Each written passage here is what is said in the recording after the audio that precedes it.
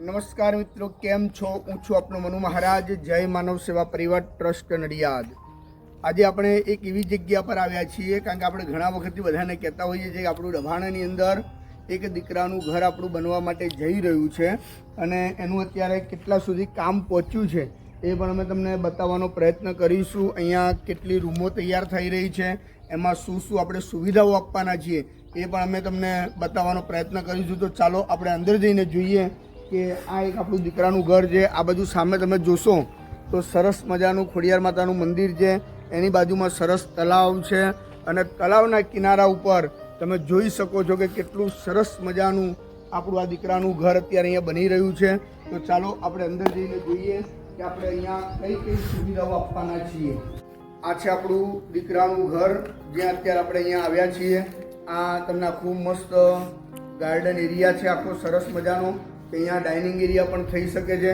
અહીંયા આપણે સ્ટેજ આપ્યું છે કે જેથી કરીને વૃદ્ધાશ્રમની અંદર કોઈ પણ ફંક્શન કરવું હોય કે કંઈ પણ પ્રોગ્રામ કરવું હોય તો આ એક આપણે સ્ટેજ અહીંયા બનાવ્યું છે। અહીંયા દરેક વડીલો પણ અહીંયા બેસી શકે છે, એ પ્રકારનું આયોજન છે।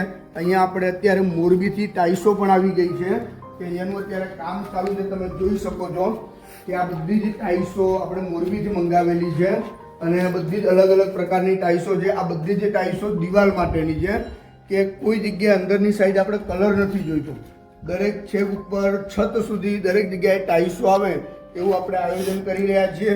બાજુમાં પણ બીજી ટાઈસો અહીંયા પડેલી છે, એ પણ આપણે બતાવવાનો પ્રયત્ન કરીશું। તમે જોઈ શકો છો કે આ કેટલી સરસ મજાની આ નીચે ફ્લોરિંગની ટાઈલ્સ છે અને જે ખાસ ગ્રોસી છે કે જેથી કરીને વડીલો કદાચ ભીનું પણ થયું હોય તો એમનો પગ પણ ના લહરે એ પ્રકારની આ ટાઈસો છે। તમે જોઈ શકો છો આ બધી ફ્લોરિંગની ટાઈસો છે અને અહીંયા બાથરૂમ પણ કઈ રીતના છે એ પણ આપણે બતા ટોયલેટ બાથરૂમનું આયોજન કરવામાં આવેલું છે, એ પણ તમે જોઈ શકો છો કે આ એક રૂમ છે। આ રૂમની અંદર સંપૂર્ણ એસીવાળી રૂમ બની રહી છે। આ જેટલી પણ રૂમો તમે જોઈ રહ્યા છો દરેક રૂમોની અંદર આપણે એસી તો ફરજિયાત મૂકવાનું જ છે, પણ અંદર ટોયલેટ બાથરૂમ બી એટેચ છે દરેક રૂમમાં, એ પણ આપણે બતાવવાનો પ્રયત્ન કરીશું કે બાથરૂમ પણ કેટલું મોટું વિશાળ છે। જો તમે આ બાથરૂમ પણ જોઈ શકો છો કે આટલું સરસ મજાનું વિશાળ બાથરૂમ પણ આપણે બનાવવા માટે જઈએ જેથી કરીને વડીલોને બહુ તકલીફ ના પડે, બહુ ચાલવામાં પણ તકલીફ ના પડે। આ જો આવી જ દરેક રૂમોની અંદર ફૂલ એસી, ફર્નિચર, બેડ તેમજ વડીલોને જે જે જરૂરિયાતવાળી જે વસ્તુઓ છે એ આપણે આપવાના છીએ। એ પ્રકારનું સરસ મજાનું એક આ દીકરાનું ઘર આપણું અત્યારે બનવા માટે જઈ રહ્યું છે। દરેક રૂમો એક જ સરખી છે, એમાં કોઈ જ ડિફરન્સ નથી અને દરેક રૂમોની અંદર એક જ સરખી સુવિધા દરેક વડીલોને મળવાની છે, ચાહે वो ગરીબ હોય કે ચાહે અમીર હોય કે કોઈ લાચારીથી અહીંયા આવ્યો હોય તો દરેક વ્યક્તિને એક જ સરખી સુવિધા અહીં આપવામાં આવશે। આ જે ભાગ છે એ વોટર એરિયા છે કે જેથી કરીને વડીલોને પાણી કે એવું કંઈ ભરવું હોય તો અહીંયા આપણે કુલરને બધું અહીંયા મૂકવાના છીએ, એના માટેની આ સુવિધા રાખેલી છે। બાજુમાં જે છે એ આ ઇલેક્ટ્રિક વસ્તુ આની અંદર રહેશે, જેમ કે લાઇટના મીટરો છે, અન્ય જે સ્વિચો છે કે એમસીબી બોર્ડ છે, બધું આ જગ્યા પર આવશે। બાજુમાં આપણું લિફ્ટ અહીંયા બની રહ્યું છે કે તમે જોઈ શકો છો લિફ્ટ એરિયા પણ ઘણો મોટો છે કે જેથી કરીને વડીલોને ચડવા ઉતરવામાં તકલીફ ના પડે એના માટે આપણે આ એક લિફ્ટ એરિયા રાખેલો છે, એ પણ અહીંયા છે। આ બાજુ અહીંયા સીડી પણ આપી છે, કદાચ કોઈને લિફ્ટમાં ના જવું હોય અને સીડી પર જવું હોય તો પણ એ જઈ શકે છે, એના માટેની વસ્તુઓ છે। બાજુમાં તમે જોઈ શકો છો કે દરેક રૂમો આપણે આ પ્રકારના મોટી મોટી બધી રૂમો છે।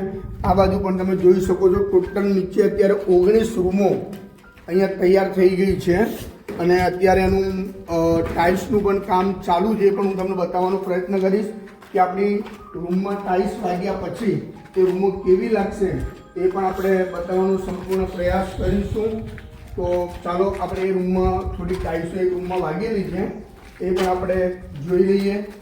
જોઈ શકો છો કે આ ટાઇલ્સો અત્યારે અહીંયા વાગી રહી છે, જોવા કે તળિયાથી લઈને ઉપર છત સુધી ટાઇલ્સો આવવાની છે અને આ એક અમારો પ્રાર્થના હોલ છે। આ જે જગ્યા પર અત્યારે આપણે ઊભા છીએ આ એક જગ્યા છે જે પ્રાર્થના હોલ છે, કારણ કે પ્રાર્થના હોલ એટલા માટે કે ઘણીવાર એક રૂમમાં 4 થી 5 વ્યક્તિ રહેતા હોય અને કોઈને કદાચ ભક્તિ કરવી છે કે ભજન કરવું છે અને એકાંત જોઈએ છે તો એના માટે અહીંયા સરસ મજાનો પ્રાર્થના હોલ આપણા તૈયાર થાય છે અને પ્રાર્થના હોલના દાતા પણ આપણને પ્રાપ્ત થઈ ગયેલા છે। અહીંયા મહાવીર સ્વામી ભગવાનનું અહીંયા મંદિર આવશે કારણ કે જે દાતા આપણને મળ્યા છે જૈન દાતા છે અને એમની એક ઈચ્છા એવી હતી કે ભાઈ હું જૈન છું અને તમે પ્રાર્થના હોલ બનાવો છો, તો મારા જે ભગવાન જે મહાવીર સ્વામી એમની એક સરસ મજાની મૂર્તિ અહીંયા આવશે અને અહીંયા ધ્યાન પણ વ્યક્તિઓ કરી શકશે, ભજન પણ કરી શકશે, કીર્તન પણ કરી શકશે એવો જે સરસ મજાનો આ એક પ્રાર્થના હોલ આપણો તૈયાર થઈ રહ્યો છે. અને તમે જોઈ શકો છો કે ટાઇલ્સો પણ આપણે કેટલી સરસ લાગે છે, આટલી અત્યારે થોડીક લાગેલી છે અને બીજું કામ પણ ચાલુ છે. આજે માણસો નથી આવ્યા તો આવતીકાલે પાછા માણસો આવશે, કારણ કે આજે રવિવાર છે અને તહેવારો પણ અત્યારે નજીકમાં આવી રહ્યા છે એટલે કદાચ કોઈને કંઈ પણ તહેવારના લીધે જવાનું થયું હશે એટલે આજે કોઈ માણસ નથી આવ્યા, પણ કામ આપણું ચાલુ છે. અહીંયા તમે જોઈ શકો છો કે બીજી ઘણી બધી વસ્તુઓ છે કે જે આપણે આની અંદર કરવા માગી રહ્યા છીએ. આ એક આખી ગટર લાઈન પણ અહીંયા થઈ ગયેલી છે, પ્લમ્બિંગનું કામ પણ બધું સંપૂર્ણપણે પૂર્ણ થઈ ગયું છે. આ જે ભૂંગળા જે આપણે જે મૂક્યા છે એટલા માટે મૂક્યા છે ભાઈ વરસાદ પડે અથવા વરસાદ ના બી પડે ને કદાચ અહીંયા તમારે વોશ કરવું છે તો પણ તમે આ જગ્યાને વોશ કરી શકો, એટલે પાણી તમારે કોઈ જગ્યાએ નડે નહીં એ પ્રકારનું આપણું આયોજન છે. અહીંયા દરેક ટાઇલ્સો માટે આપણે કેમિકલ પણ અહીંયા મંગાવી લીધેલું છે અને હજી બીજું કેમિકલ આપણું આવવાનું બાકી છે. આ તો હજી કદાચ હું માનું તો બહુ વધારે નથી, હજી આનાથી 4 ગણું કેમિકલ હજી આપણું આવવાનું બાકી છે, તો એ પણ ટૂંક સમયમાં આવી જશે. અને આપણે જોઈ રહ્યા છીએ કે જો આ પ્લમ્બિંગનું પણ અહીંયા પાઇપો ને તો બધું ઓલરેડી નીચેના ફ્લોરિંગમાં તો થઈ જ ગયેલું છે અને દરેક પ્રકારની આ પ્રકારની દરેકની રૂમો રહેશે. કે જો અહીંયા હજી પ્લમ્બિંગનો સામાન પણ અહીંયા પડેલો છે, એનું કામ પણ હજી ચાલુ છે. સાથે સાથે આપણો આ સ્ટેજ એરિયા છે કે જેથી કરીને આપણે અહીંયા ભજન કીર્તન કે જે કંઈ કરવું એ આપણે કરી શકીએ છીએ. એના માટેનું આ સરસ મજાનું એક આયોજન આપણે આ જગ્યા પર કરવા જઈ રહ્યા છીએ.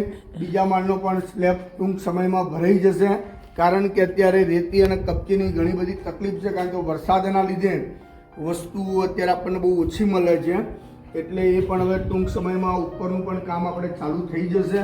અને તમે જોઈ રહ્યા છો કે આ જગ્યા પર એટલી બધી શાંતિ મળે છે આપણને કે કોઈ પણ જાતની તકલીફ પડતી નથી.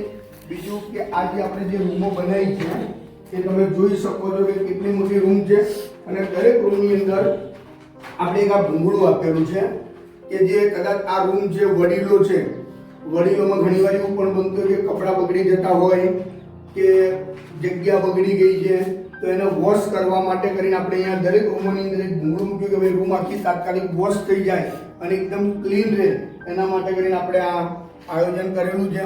અને ટાઇલ્સો આપણે એટલા માટે કરી છે કે ભાઈ કારણ કે દરેક રૂમોમાં એસી તો છે જ, એસીની સાથે સાથે બીજી પણ સુવિધાઓ છે. કદાચ કોઈ વાર દિવાલ બગડી તો કલર હોય તો તમે એને વોશ કરી શકતા નથી, પણ ટાઇલ્સો છે તો તમે ખાલી એને પોતું મારી દો તો પણ ક્લીન થઈ જાય છે. આ દરેક જગ્યા પર સંપૂર્ણ જગ્યાએ ટાઇલ્સો આવશે. તો જો તમે દીકરાના ઘરની મુલાકાત જો દબાણમાં ના લીધી હોય તો હું તમને એડ્રેસ આપું છું, ત્યાં એકવાર ચોક્કસ આ જગ્યા સુધી તમે આવજો. કારણ કે આ જગ્યા છે દબાણની અંદર આથનોલીવાળા રોડ ઉપર ખોડિયાર માતાના મંદિરની એક્ઝેક્ટ બાજુમાં જે આપણું દીકરાનું ઘર અત્યારે અહીંયા બની રહ્યું છે. અને તમારે આની અંદર પણ જો કોઈ સહયોગ આપવો હોય, તમારે એવું નથી કે પૈસા જ આપવા, તમે ખાલી રેતી, કપચી, સિમેન્ટ કે અન્ય કોઈ પણ વસ્તુઓ તમારે જો આપવી હોય તો પણ તમે આપી શકો છો.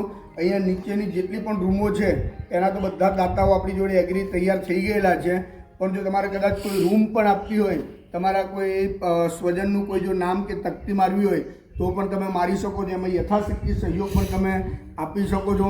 અને દીકરાના ઘરની એકવાર ચોક્કસ આપ મુલાકાત લેશો એવી હું આશા રાખું છું. આભાર.